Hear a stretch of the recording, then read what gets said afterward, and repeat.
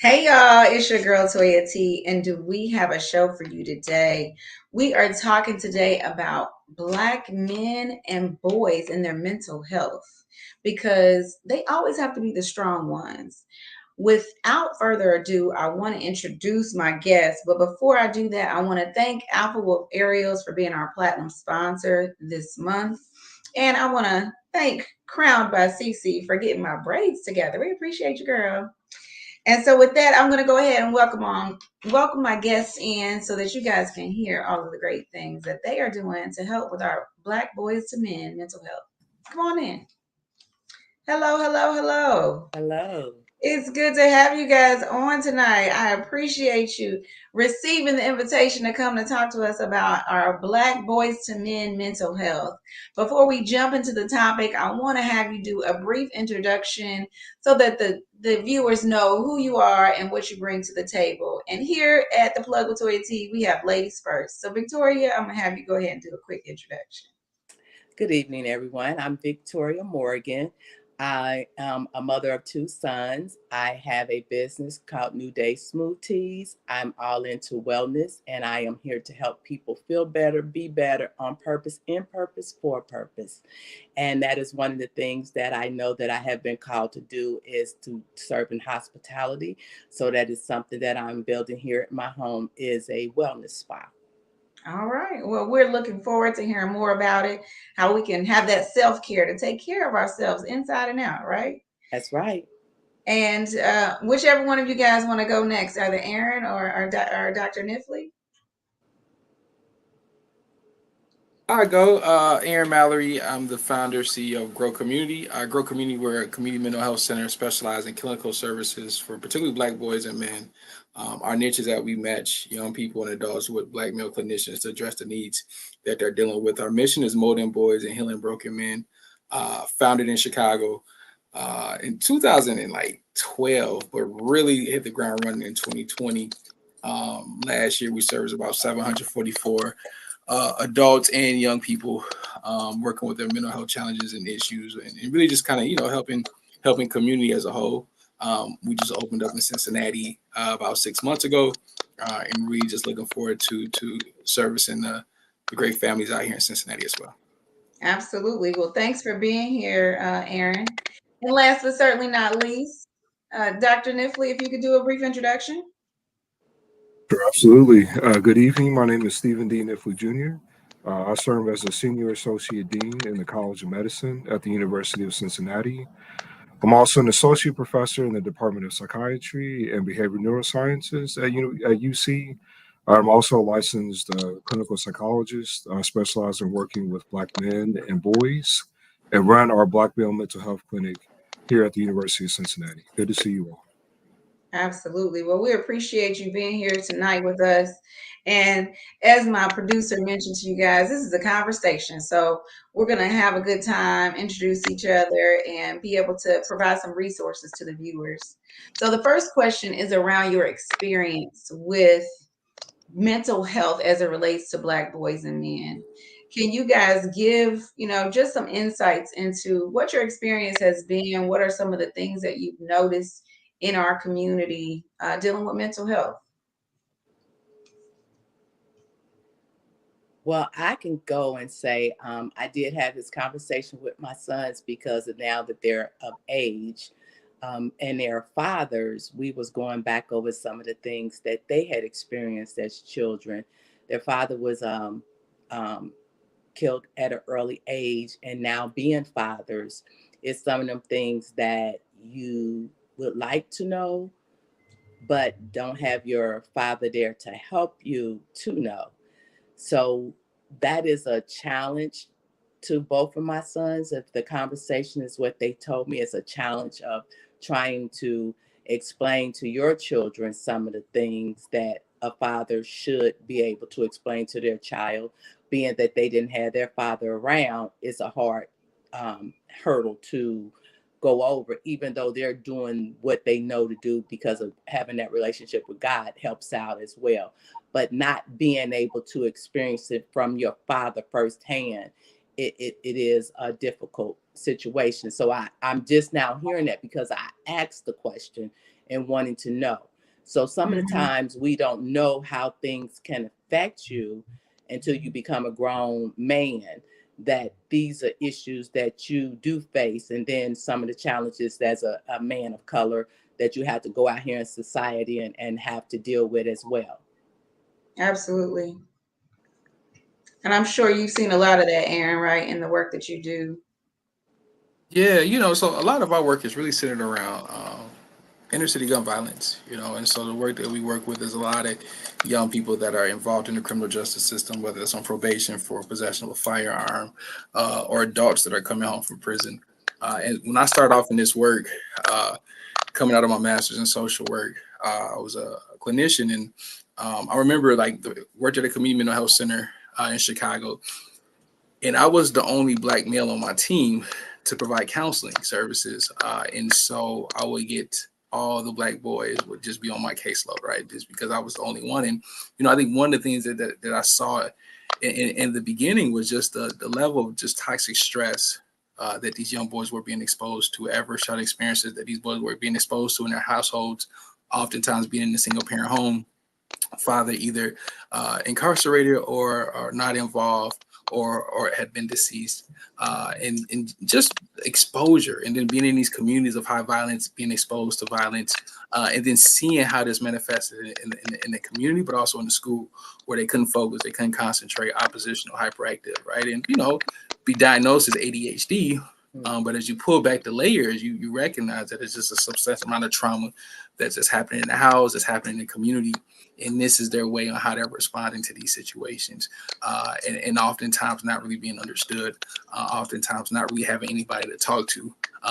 And also too, like the moms are being overwhelmed. They're dealing with their own trauma, their own stressors. And so really hard to kind of create that support system in the household, because they're trying to figure out as well. And then I would, just see these young people starting off in 7th grade, just kind of having some behavior problems, but then rally into high school, starting engaging with just peers that were deviant, but because of just kind of never having their mental health checked and supported, fall into this pathway of this perpetual cycle in the streets, being locked up, being shot, or just vice versa. So, I think this aspect of mental health is so important in our community, having this conversation about how do we really, think about how do we support boys and men around, particularly Black boys and men around getting the mental health support that they need, but also too recognizing how mental health plays a huge part in regards to the challenges we see in the community, particularly around gun violence. We think about the leading cause of death of Black men in this country between the ages of 0 and 34 as homicide, right? And so mental health plays a huge component of that. I think oftentimes we overlook that, but I think it's something that we have to address so we can address this underlying issue that's affecting us here in Cincinnati and Chicago, but honestly across the country.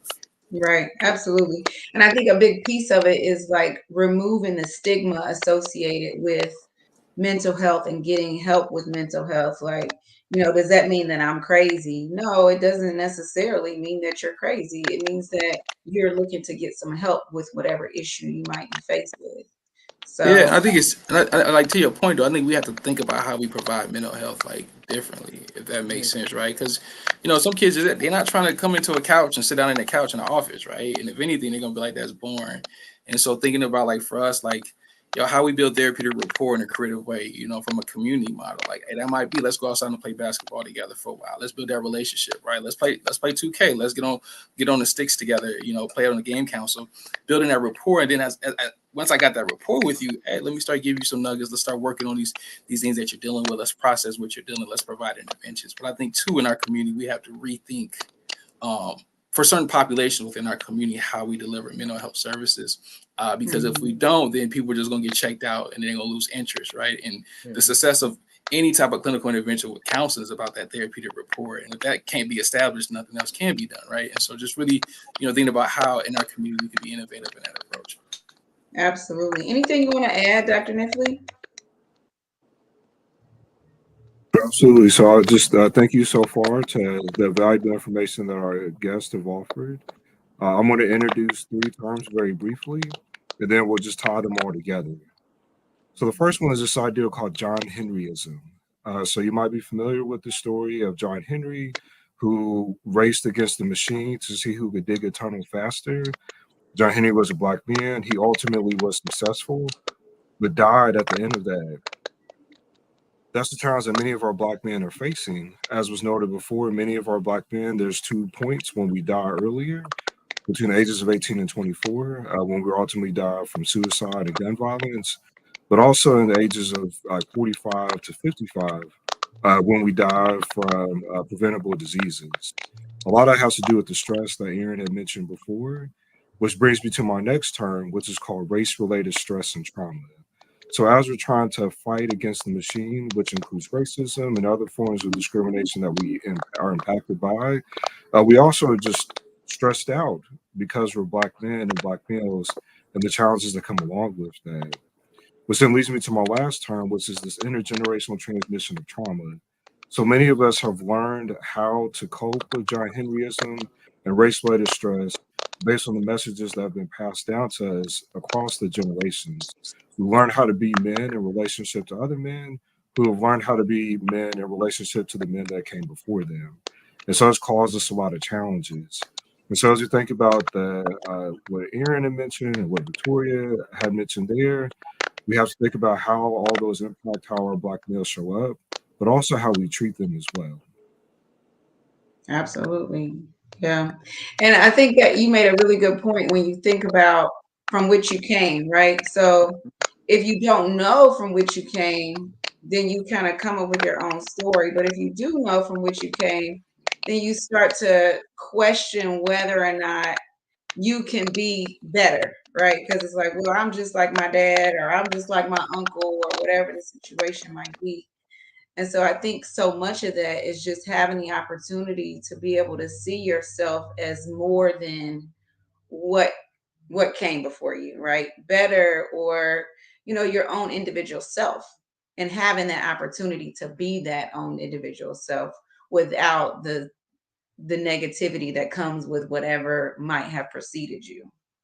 And so, what, in your opinion, are some of the significant challenges from a mental health standpoint that Black boys and men deal with? We've touched on them a little bit in terms of gun violence that we see on a consistent basis when it comes to homicides. But is there anything in particular that makes mental health more of an issue for the Black boys and men specifically? Yeah, I would start off by saying accessibility, like the availability of having somebody that looks like a black if a black man want to get counseling and he want to have somebody that understands his experience, right, understands what he's been through, and then he goes through that process. I mean, it's pulling tooth and nails to find a black male clinician that he Mm, can connect to, that he can relate to, that he can have access to, just because of the limit, just the limit number of sure black men that go into this space, that go into this work, right? And so I think just one of the challenges is that if somebody even says that they want help, one, being able to find somebody that look like them that can give them the help, or two, like not have to wait in a wait list for a substantial amount of time to be able to get that support and services, right? And so I think there's just a significant shortage of black men in this space who, and not saying that like black women or other people can't provide those clinical services, but oftentimes somebody want to be able to talk to somebody who they feel like they can relate to, who understands their right. experience, who can connect with them, right? And so I think part of that is the challenge of not having access, but I would say the other challenge too, though, is it's still a stigma of like, I don't need to talk about any my problems. I don't need to tell anybody what's going on. I can take care of it myself.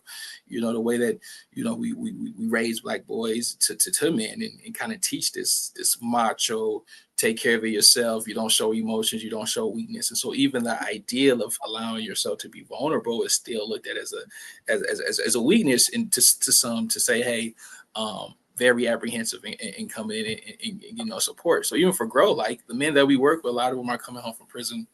And so in the beginning, it's that I don't want to be here. Why I got to be here? I'm here because my parole officer is telling me to be here.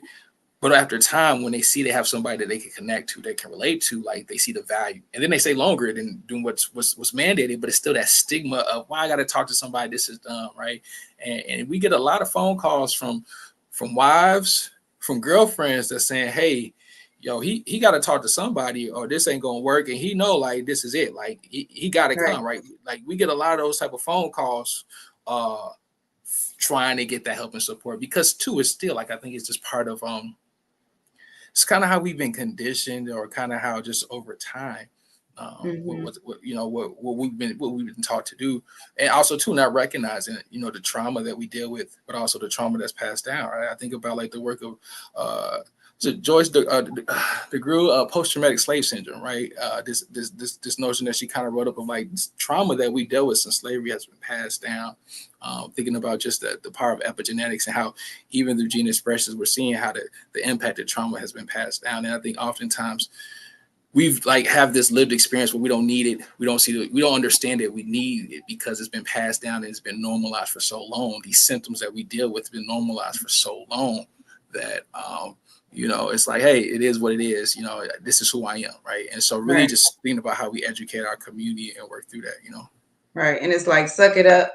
That's been the solution in the Black community, is like, suck it up.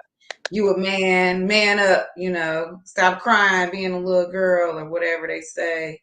And in all actuality, there's some, just relief in being able to express yourself and tell somebody what you're going through, so that they can kind of help you with the resources that are available.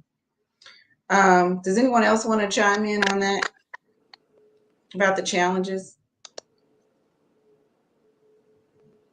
Well, I think that, being that the challenges is like what you just said, but in finding a cure to that also is being able to be in a safe place or spot of positivity, even when you come into somebody who say, well, I don't know why I got to be here.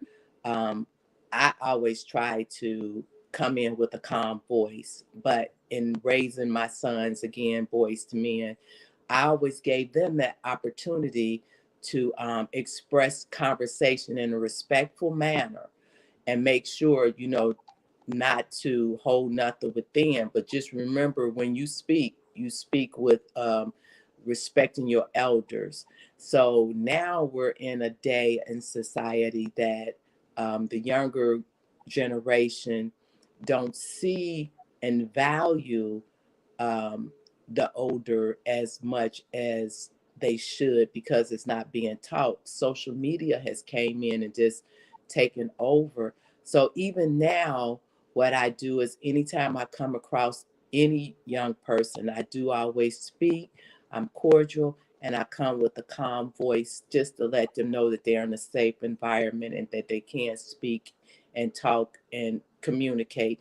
And I find a lot of young people that do open up and just talk to me in all kinds of conversations. So I would say, in that male's way of also being able to have that open communication, but you do need men there. So again, speaking to my sons about this conversation and the topic, men's groups are open forum. Barbershops are open forums where you can express yourself, but then be able to just say how you feel.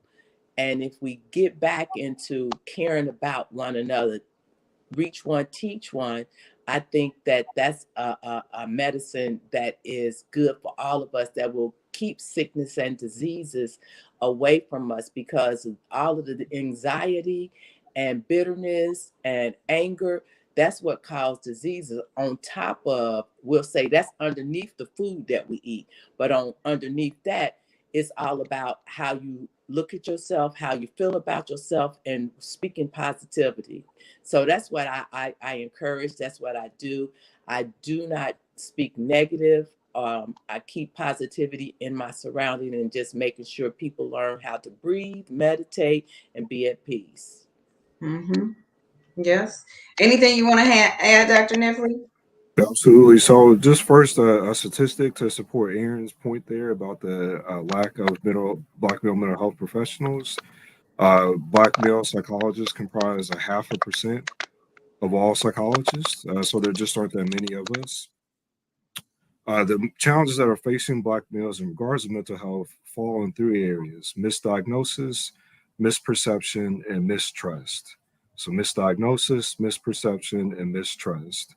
Black males are overrepresented when it comes to diagnoses related to conduct disorder, oppositional defiant disorder, and other psychotic disorders as well. We're underrepresented when it comes to mental health challenges related to mood, depression, and anxiety. What we know is that there are two different ways in which we can treat folks based on the diagnosis that they are given. If you are diagnosed with a psychotic disorder or a behavioral challenge, you're more likely to be given more challenging drugs, as opposed to if you're diagnosed with depression or anxiety, you're more likely to be given talk therapy, which has less side effects and other challenges connected to it. So it's a challenge there. Many of our Black males are being misdiagnosed with labels that are unhelpful to them. The next thing is this idea of misperception. So every Black male that comes into my office, the first thing they do is they look around and they say, well, where are the electrodes? Where are your couches? How is this supposed to work? Because they've been taught that going to therapy is some place where I'm going to spill all of their secrets, where I'm going to shock them, where I'm going to give them a whole bunch of medication. And that's not necessarily how all of this works. And so there's certainly a misperception that folks have about the therapy process that's important for us to address. The last one here is this idea of mistrust. Psychology, medicine in general has been quite harmful to Black males specifically, going all the way back to slavery with labels such as drapetomania to protest psychosis up until the Tuskegee experiment, etc. Psychology medicine has been quite harmful to Black males, which then means that we have this mistrust of the process. So even though I identify as a Black male, I'm still an agent of the psychology system, which means then when a Black male comes in to see me, they still have a high level of mistrust about, am I going to tell their secrets? Am I going to judge them? Am I actually going to be helpful to them? So when we think about the challenges that our Black males are facing, they're being misdiagnosed with inappropriate labels. They have misperceptions about what therapy looks like. And they certainly have a strong mistrust of what therapy can look like and what agents like myself can help them within those particular systems. Hmm. And what kind of resources would you recommend? Like, say for instance, they can't get into therapy. And Dr. Nifley, I was going to start with you and kind of make our way back around. Are there resources? Are there different techniques that folks can utilize to improve their mental health if they can't get to a practitioner or a doctor, if you will? Of course, I always want to do my due diligence to say that although we are few, we are out here. And so we encourage every Black male that needs those services to at least try to seek one of us out because we would try our best to be helpful to you. But there are websites and places that you can go, like there's Therapy for Black Men, which is a valuable resource for folks. There are colleagues like Dr. Earl Turner, who does a lot of work around Black males, who has a very strong presence when it comes to social media. So just like a lot of folks that you could reach out to that can provide you tidbits of information. The last thing that you can think about is this idea of self-care. So if you're unable to reach out and get mental health services, the least that we can do is making sure that we're taking care of our minds and our bodies and our spirits in a way that is helpful for us. And so continue asking ourselves, are we engaging in an intentional effort for self-care that has attention connected to it, and that we have folks that are holding us accountable for engaging in those self-care efforts as well. Audre Lorde has this quote that says that self-care is a revolutionary act. Just taking care of yourself and being good to yourself is a way in which we can take care of our mental health and move us from that space of challenging mental health to mental wellness. Okay. Anything that you would add, Aaron? Are there any like apps or anything digital out there that they could use that might be resourceful? Oh, I think if you from the question of like if you can't get access to mental health services or you're just trying to find something that kind of help and support, I think some of the things Victoria talked about, having those talks, right? Just having those group outlets, different group outlets where people are just kind of have an opportunity just to have talk and conversation, maybe just to get things off the chest, definitely can be helpful. Also too, like, tapping into exercise, whether that's, running, working out, getting that heart rate going, it's a lot of pretty cool research around just the impact of exercise and mental health, right?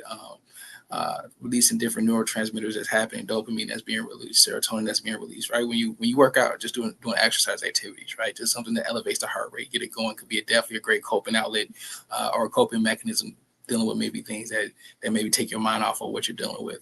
Also, too, just diet, kind of what you eat, kind of being intentional about kind of what you eat, and thinking about those aspects as well. A lot of pretty cool research around that too, just how the impact the diet has on individuals as well. And I think lastly too, like if it come down to having somebody just you can talk to, right? Not necessarily to get clinical interventions, but maybe just so you don't just feel isolated, right?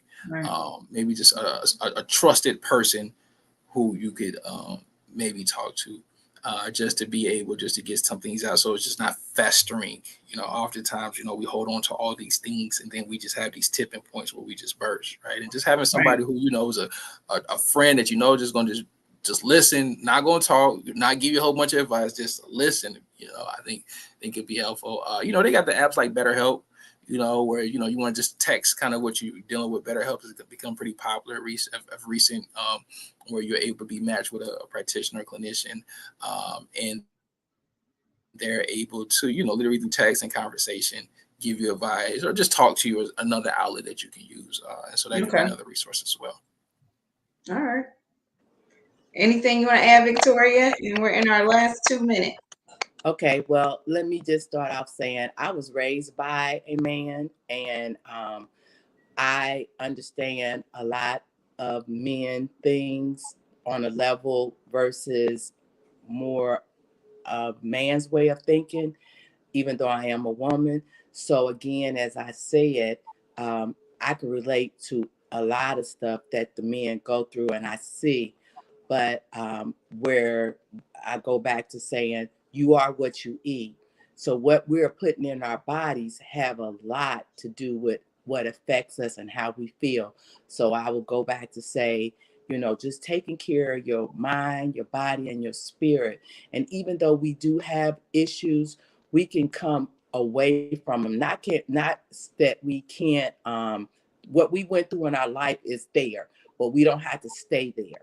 We can make a change. And that's what I can say from a positive way, and everything that I've been through and everything my son's been through. The statistics say we're not going to make it, but being positive and knowing that you can make it, you can become a better person than what you was yesterday. And that's why my motto and my brand is, it's a new day. Anytime you speak to me, it's a new day. Every day is a new day to do better, be better, feel better, in purpose, on purpose, for a purpose. So I encourage that to everyone. Absolutely. Let's put up your contact information. New Day, do we have your... Okay, we have her Instagram, New Day Smooth Teas. Yes. And did you have any other contacts? Okay, so there's a phone number. If you want to get in touch with New Day and start to really think about what you're putting into your body so that you're starting from the inside out. Any contact information that you want to give, Aaron? I think we lost him. So he has growcommunity.org. You can go to our website, growcommunity.org, and our Ohio number is on there. And if you're looking for services, if you know of a young person or adult that needs services, we accept Medicaid and other insurances. Feel free to reach out to us. Absolutely. And Dr. Nley, any contact information if folks want to reach out to you? Sure, absolutely. So you have my website there. I specialize in Black male mental health, but also in supporting folks that have experienced racial trauma. Also, feel free to follow me on Instagram, where I'll post helpful information, similar to kind of what we've mentioned here about how to address mental health issues as a Black or brown person. All right, there you go. There you have it for a mental health clinic. There's the phone number there. And again, we really appreciate you guys just dropping some gems with us tonight. And with this, I'm going to go ahead and thank our sponsors. Thanks again. Today's episode of The Plug is sponsored by the following companies. At the platinum level, we have Alpha Wolf Aerials. Alpha Wolf Aerials offers unparalleled aerial photography, videography, inspection, and search and rescue services. Elevate your perspective with their cutting-edge technology and commitment to excellence. ensuring high-quality results for all your aerial needs. Connect with them on Instagram at alpha_wolf_aerials and discover the difference with Alpha Wolf Aerials, mastering the sky, leading the pack. At the gold level, we have Millard Advisors. Millard Advisors is a Northern Kentucky, Cincinnati area tax investment advisory firm providing tax, wealth management, and payroll services, serving the self-employed real estate professional, investor, and other high net worth individuals located nationwide. If you need financial assistance and don't know where to start, call 859-291-0222 for a free 20-minute consultation. Also at the gold level, we have Life Anew Behavioral Health. Life Anew Behavioral Health is a boutique mental health agency that caters to those who would not normally knock on the door of a behavioral health organization. They strive to take the stigma out of mental health so that more individuals seek the assistance they want and need. For more information, go to lifeanewbh.com or call them at 216-417-1007. At the silver level, we have IDEA. IDEA Cincinnati is a growing community school that prepares students to become champions for a better self, school, and society through the pursuit of a college-going, career, and technical education experience.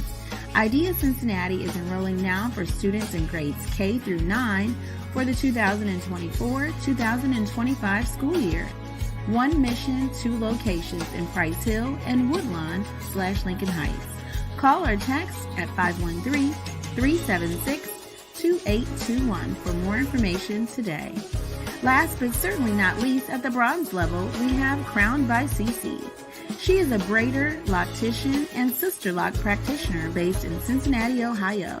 She specializes in protective styling of all kinds to promote strong, healthy tresses.